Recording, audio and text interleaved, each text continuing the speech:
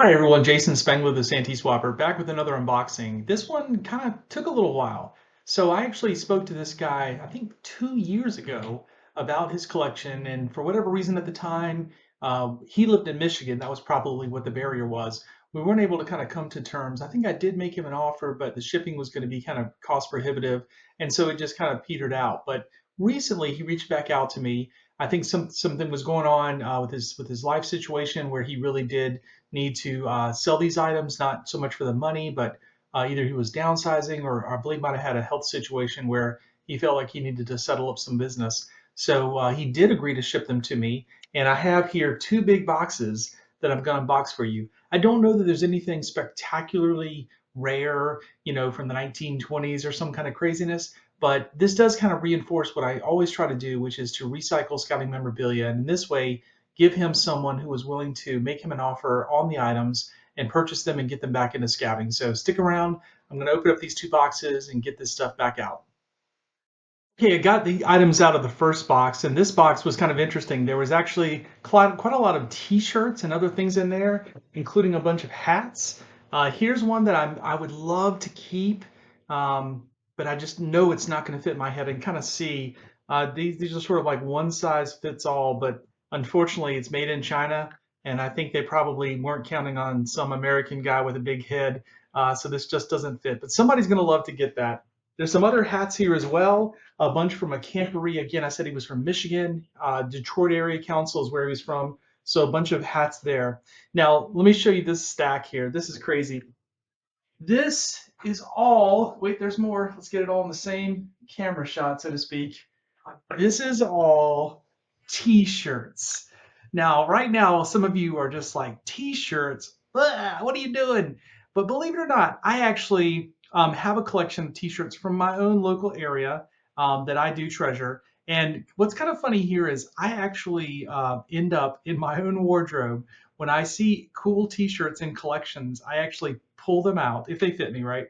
I pull them out, wash them, and I'll put them in my drawer, and then I might wear them for a month or a season before recycling them and trying to get rid of them. I didn't look at the sizing here to see if that might work for any of these, but just to prove that I'm not lying, let me do something I've never done before. I'm going to flash everyone in this video and show you the t-shirt that I have underneath this sweatshirt. And sure enough, it is a Brazil contingent to the 1999 World Jamboree in Chile. There's proof that some of these things that I joke about recycling, they get recycled back into my closet. So we'll see if that happens with these t-shirts. I'm going to set them down here. There is one really cool thing I've never seen before. Check out this sweatshirt. It's getting to be a little warm here in the Carolinas. This sweatshirt might be a hair big for me, but I've never seen this sweatshirt before. But it definitely looks like it's just been worn just a little bit. We can clean that up. Of course, the National Scouting Museum, when I was growing up, was at in Murray, Kentucky. I think it was a university there, a college. I can't remember the name. It was Kent State East Kentucky. I can't remember. One of you in the comments, let me know what it is. And then there was another cool thing that I think is just super cool. If it was from my lodge, I'd be super jazzed. And this is just a lodge jacket. And the reason why I think this is so cool is that my experience with things like this is that somebody in the lodge, maybe the trading post advisor or some young scout who was the treasurer of the lodge, order a batch of these jackets, and maybe they made 5 dozen of them. Who knows? Maybe only 50 of these exist. And if you were in the lodge at that time, these were in the trading post for like maybe a couple of events a year, whatever it was. But just a little snapshot in time was this jacket available for members of Lodge 162. And so that's not to say that it's like valuable, something like that, monetary wise.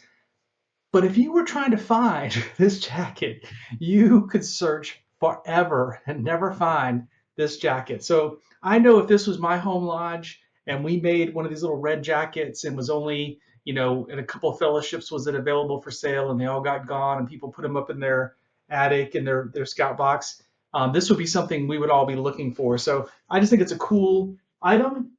It's also a good size. I feel like this is probably extra large or something because it's looks to be a pretty good size and in good shape. So to me, that's pretty cool to see. And then in that same box, there was some patches kind of in the bottom. Things were a little scattered.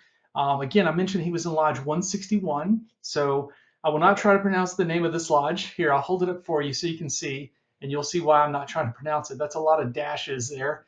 But this was the lodge in Detroit, and so typically this lodge, they issued a lot of stuff. There were a lot of people from that lodge, and so there's not too many things that are really rare from there. But they did make some cool stuff like these chenilles, which are more modern. See a lot of Jamboree stuff. I see that in a lot of collections. And then he does have some stuff from the World Jamboree. This was the one held in 1983, I believe, in Alberta. And there's some cool little stuff made there. Here's something he might have traded for. That's from Tipasaw down in Florida. And then again, just more type chenille stuff from his lodge. Now, this lodge doesn't exist anymore. All of the councils in Michigan eventually merged together and created these field service things. And so, anyways, the lodge doesn't exist anymore. And Michigan is kind of some cities like Detroit have kind of emptied out. So I don't know if there's a ton of people still looking for that, but needless to say, I think they're cool patches, and definitely I know of many Michigan collectors who might like to get those. I did notice in here, and I like to point things like this out when I get them. Let me kind of hold this up to the camera. This is a replica of the 1946 National Order of the Arrow Conference patch. Now, the way you can tell this is a replica is it's really like cheaply made on a little white piece of felt. And so in here, here's another one right here. This is the 1950 NOAC. Again, this is a replica. These were made by the OA. I believe it was at the 1973 NOAC in California, the only one held in California. They had a commemorative set that they sold that was reproductions of all the NOAC patches. And so if you're a NOAC collector, you have to kind of know the differences and how to tell them apart. This one with 46 is very easy to tell. It just looks way too new to be a patch from the 1940s. The 1950, I believe, had a tab. There's a few other little telltale giveaways, but I'll sort those out. And then I have told you many times in these unboxings that I attended the 1989 National Scout Jamboree, where Steven Spielberg came and told us about what back then was called Cinematography Merit Badge. So I get those in collections quite a bit. I've said before that my brother was at the 1981 Jamboree, and then my joke is that neither of us were at the 85, and that's the real bummer because this is the one that had the Oak Ridge Boys and the Beach Boys and Hurricane Bob and the Apple Bag, and some cool stuff happened there. So some more items here like NOAC patches from different years, and then some little conclave items. There's some belt buckles here and other loose items. And let's see what's in here. Well, there's that NOAC patch. That was the NOAC that they issued that. And then this is a fellowship patch from that lodge. This is another one of the reproductions. And then that's kind of a cool design. That's the old design of National Leadership Seminar from the 80s and 90s. And then their lodge kind of borrowed that and turned it into their own thing. So, all right, so what I want to do, there's another whole box. So let me just pause for a second and I'll grab that. Okay, here on my desk, I've laid out all the items that were in this box. This was a huge box. Let me just hold it and show it to you. This is one of those Home Depot, like a medium-sized moving box. So the guy really did fill this thing up. Let me show you a couple of cool things because I think it's instructive of what I try to do with these collections. So there was a giant stack. There's probably at least a dozen or more Order of the Arrow sashes here. And, I see these in collections all the time. Most everyone got one sash, but some people got multiples. And as I look here, I can see that some of these are from different generations. So some are the older style. This one is that what we sort of call the lick and stick, or some people call the peel and stick. There's just several different ones here, including some that are kind of still in the bag. But I have sort of worked out, not that I'm any kind of like, laundry badge genius, but I have worked out a way to soak these in a solution and get pretty much all of the soiling off of the sashes and get them back looking pretty white. And so I can definitely recycle those sashes and get those back. There's just a few books in here. This one's kind of cool because it's a reprint. They've done this several times through the years, but a reprint of the original handbook for boys. And so this is one of those where, you want to get in here and kind of read, what the early scouts were, what the merit badges were, and the patrols and all those things. It's kind of fun to do. Not a lot of value here because they made so many of these and they've done it several times, but still a cool piece to get. This old scout field book, probably one that he used. It's definitely been kind of beat up and used on the trail, which is the whole idea. And then this is kind of fun. I get this every once in a while in collection. This is one of these collectible guides. I wouldn't even guess how many of these they sold back in the day. The official 1983 price guide to Scout Collectibles sold for $2. So um, yeah, I've gotten a lot of these in collections. It'd be almost hysterical to go through here and look and see what the prices are. With inflation, there's no telling. But then also, scouting memorabilia probably, has not held its value as well as other things you could have put your money in 1982. If you put your money in the stock market, not in the scout memorabilia back in '82, you'd be doing well. But anyways, that's all good. All right, then I want to do is show you some of the stuff here, and as I show it to you, I'm going to put it back in the bag. So, if you think of someone who was really involved in the program and didn't mind, enjoyed collecting and going to events, you're going to see kind of the typical things. Like, for example, a bag of bolo slides. A lot of these bolo slides are for different events where they were commemorative things sold in the trading post, and so I'll go through that. Here's a nice bag of hat pins. So this is something else that I actually have a local guy here not far from me who helps me sort out the pins. I call him the pin guy. Shout out to Doug Chambers. If there was a way to like melt down skill awards and get any value out of it, I think I might have an investment opportunity. Because skill awards were given to scouts to help them earn their ranks back in the 70s and 80s when I was coming through, I have gotten just, to say millions would be an exaggeration, but let's just say a lot of skill awards. And it's really hard to figure out what to do with them because, of course, it's not part of the advancement program anymore. But needless to say, there they are. All right, nice little bag here of patches, and many of these are from his home lodge. Just looking through here, the back, I can all see they're from Detroit, and there's a few others that are not. But then again, I'm noticing here a few of them are like ones that were traded for at NOAC. So I definitely think this guy went to a NOAC. And then this is kind of what you'd expect to see, some of these little NOAC sets from his lodge, NOAC 2000, for example. So he was definitely doing some trading back then. And then there's a lot of neckerchiefs here. It's probably going to be too much for me to show you these. There's a nice one from his lodge. See here. Here's one from the '83 NOAC. Here's a classic Philmont one. Detroit Area Council. This was a leader training program, Brown C double two.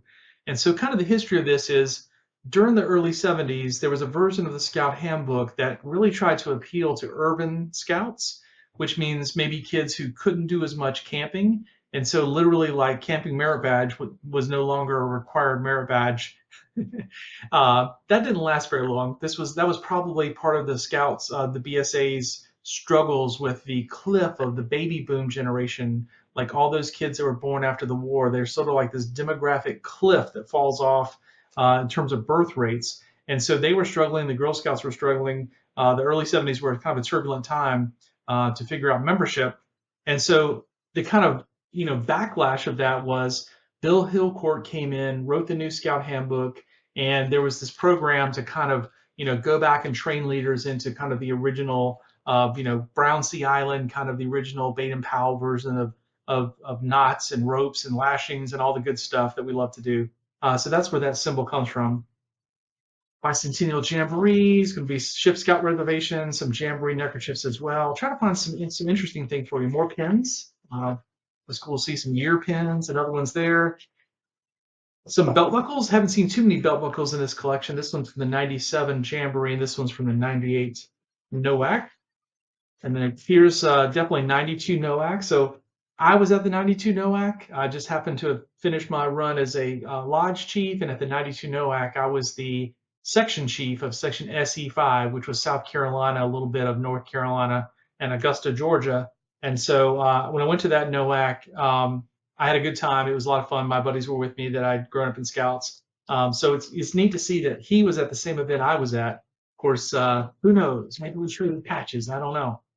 Uh, 81, this was held in Texas. So again, a lot of Order of the Arrow stuff, which, as I just shared my experience with that NOAC, that's kind of what I was doing. And then a lot of Philmont stuff here, which I think I mentioned before, but my daughter worked at Philmont last year and she's working there again. She's going to be a ranger again this summer.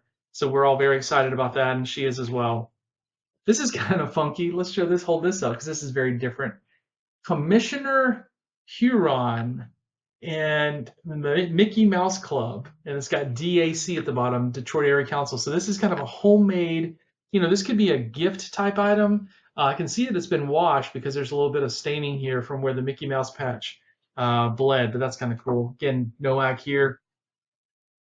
Weeblo's neckerchief, got a lot of those here. El Qatali traded for that. It's also nice to see that everything, these neckerchiefs are in their little Ziploc bags, so that tells me that, he did really take care of things. Not surprised to see cool Detroit stuff. Now, I always think this is cool.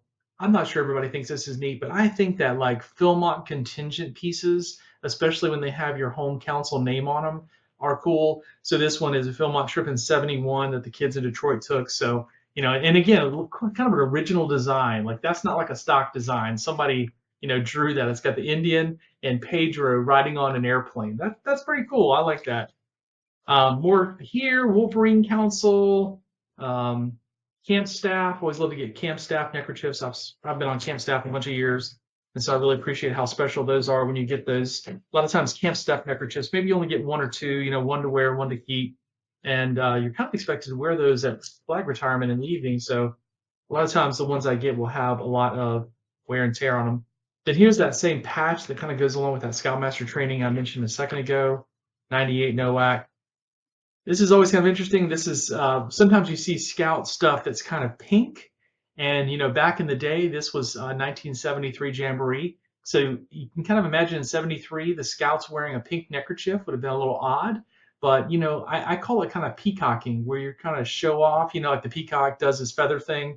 You're trying to sort of stand out. If it's the 1970s and you have a pink neckerchief at the Jamboree. So shout out to Sam Houston Council in Texas for your bold choice of a pink neckerchief for that event. All right, again, more little odds and ends. There's a paperweight in here, some neckerchief slides, more bolos here, some more bolos and coins and belt buckle. Trying to give you guys the full lay of the land here. 85 Jamboree, more 85 Jamboree. All right, I'm starting to roll this slide over here. There's a lot of stuff here. This is really a very diverse collection with a lot of stuff in it. Lodge 180, Chikagami, nice group of stuff from 1983. Go through here. That's pretty cool. This is very homemade, but it's a beautiful neckerchief. The original silk here is cool, and then it's been hand embroidered along with this patch. So that's really cool. I mean, it's just a very local item for a troop, but I'm sure it was a nice presentation item when it came out. So finish going through here, more NOAC stuff. God, a lot of NOAC stuff. I guess he collected it, or he just went to a lot of them. So all good. Here's another Philmont one. This one's from '64. This one doesn't have a council name on it, so there really wouldn't be any way to go back and figure out who that was attributed to. It's that guy there. Seen these before. More of these. But again, trading going on. South Florida Council. So that's not his. Keeps going, keeps going, keeps going. Another scout camp one. This is kind of a little bit of a genre that some people get into. If you're going to collect neckerchiefs, if you're interested in camp neckerchiefs, this would be the one side collection I would start if I had room for any more side collections. I might have too many side collections. But this one is, it has a map on the back. And so this was something that I saw definitely in the '70s people would do, is have the map of their camp be printed on it. So if you hold this out, it's a big, big neckerchief, and it has a map of the camp. And that just, to me makes it more real. You kind of see the dining hall, see the names of the campsites, and you feel a little more connected to it versus a camp that you've never been to, maybe it wouldn't really mean anything to you. Again, a lot of stuff from his home lodge in Detroit. So I'm kind of getting to the end here, going through the last bags. Another nice little bag of patches, Philmont stuff, some odds and ends here, these bicentennial patches from the '70s. So yeah, I think that is about it as far as interesting stuff. So we'll cut it off there. So what he's done, I had originally made him an offer for the collection, and we both agreed that if I saw the collection in person, I might be able to go through and see what was here, and that would either confirm that my offer was accurate, or maybe I would need to increase it. And so I'll do some thinking on that, do some napkin math, and then message him. He's already messaged me this morning and said, "Hey, have you opened the boxes yet?" So I definitely wanted to open these and get him a message back so we could get all squared up. So But this is what I do. Jason Spangler, the SanteeSwapper. I buy scouting memorabilia collections from people all over the country. Sometimes, like in this case, it comes in 2 giant boxes and it's from the scouter who originally did all this stuff.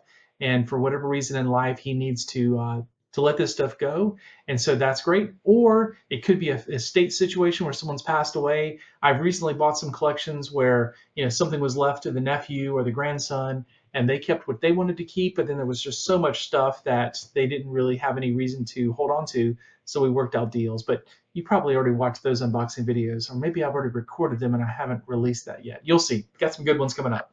All right. Again, go to my website, scoutpatchcollectors.com. There you can find all my contact information. You can find stories and more about these unboxings. Jason Spangler, the SanteeSwapper. Thanks for watching.